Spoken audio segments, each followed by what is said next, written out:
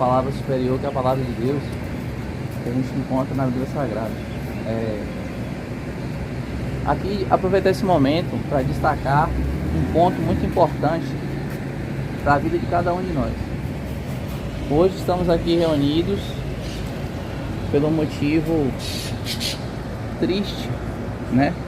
Pela perda de um grande amigo, um grande companheiro, muitas das vezes mais íntimo para uns, menos íntimo para outro, mas todos aqui sabiam quem era Jacó, todos que conviveram com ele viu como é que ele era, a alegria que ele tinha, sempre brincalhão, sempre independente se às vezes ele não conhecia ou não, ele estava sempre brincando, sempre sorrindo, sempre trocando ideia e sempre confraternizando, sempre criando novas amizades.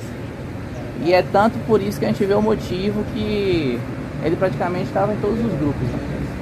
Ele corria com a galera dos voadores, corria com a galera do Casca Grossa, corria, muitas das vezes que eu marcava os desafios ciclo, ele estava junto também, e nos maratonistas, então ele sempre estava ali envolvido em todos os grupos, sem fazer distinção. E aí eu estava observando justamente isso.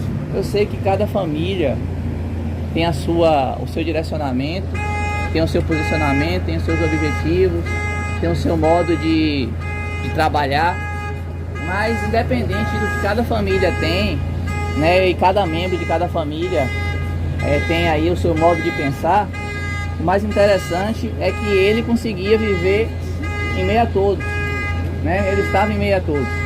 E aí eu trago aqui um versículo, né? Um versículo que é Salmos 133, Salmos 133, que diz assim, Salmos 133 diz assim: quão bom e quão suave é que os irmãos vivam em união.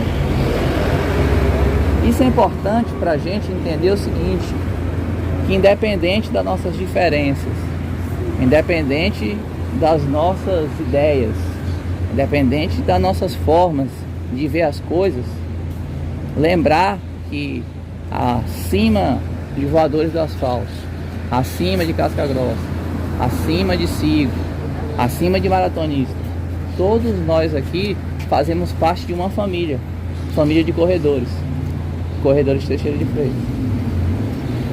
Então, independente da família que cada um participa, todos nós somos corredores, amamos o mesmo esporte, fazemos a mesma prática esportiva, e entender que ajudar um amigo é independente de camisa, independente de bandeira. Ajudar um amigo é um ato de amor, um ato de quem segue a Cristo. E muitas das vezes a gente não consegue quebrar essas barreiras pequenas que deixa às vezes de ligar para um amigo, deixa às vezes de perguntar como é que está, porque nunca mais viu, ou até mesmo porque nunca mais te vi correndo na rua. Por mais que você não é do mesmo grupo, mas às vezes você vê os outros grupos passando. Cara, nunca mais te vi, eu sempre que treinava ali na avenida, sempre via você passando, nunca mais te vi passando. Por quê? O que tá rolando? O que tá acontecendo?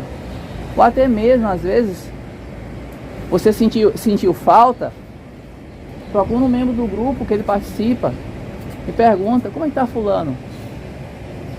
Nunca mais vi fulano. Como é que tá? Porque às vezes a pessoa do grupo vai saber como é que fulano tá. E muitas das vezes até o próprio grupo às vezes não sabe como que fulano tá.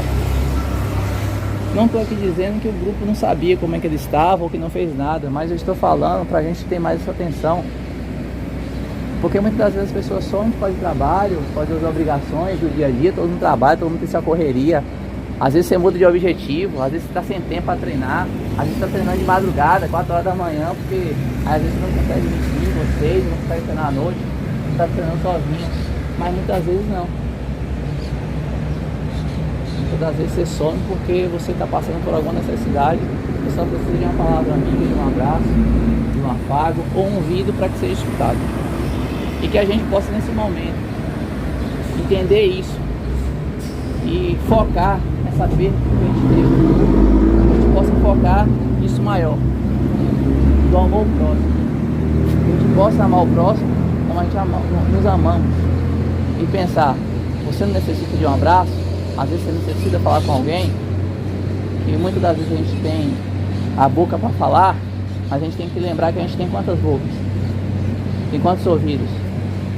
Então que a gente possa escutar mais os outros e falar um pouquinho menos. Às vezes só precisa só escutar.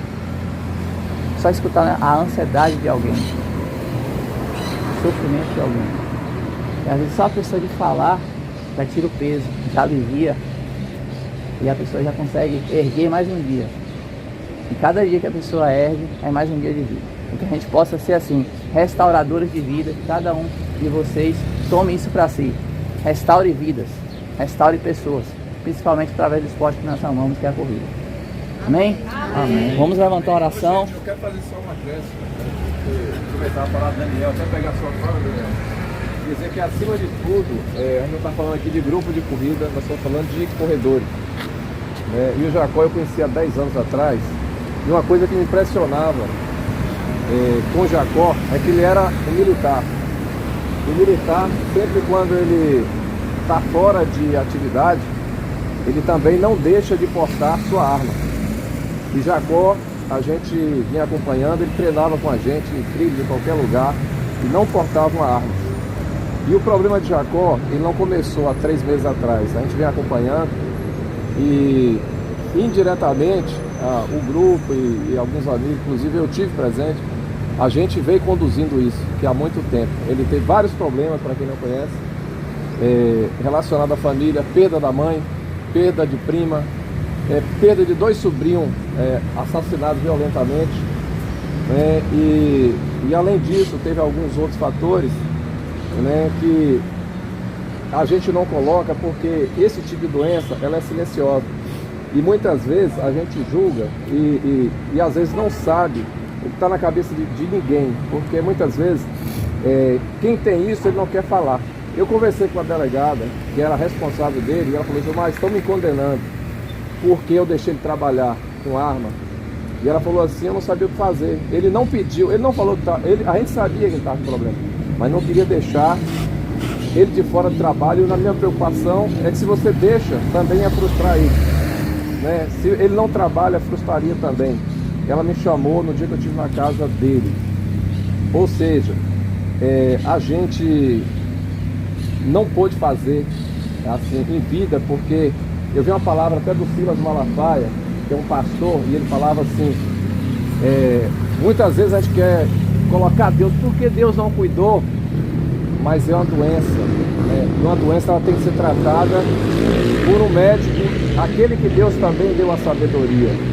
E muitas vezes a pessoa ela não aceita ser tratada, ela acha que ela está bem, e muitas vezes não está, e ela vai lentamente se consumindo, e muitas vezes a gente quer se culpar, e falar assim: eu não fiz isso, a esposa, eu poderia ter vigiado.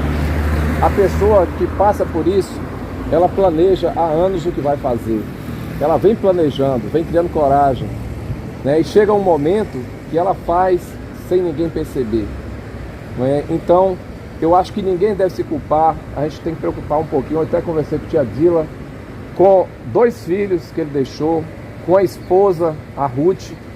Tem uma menina que foi criada, filha da empregada dele, e foi criada por ele dentro de casa. A menina está num sentimento, precisa de apoio.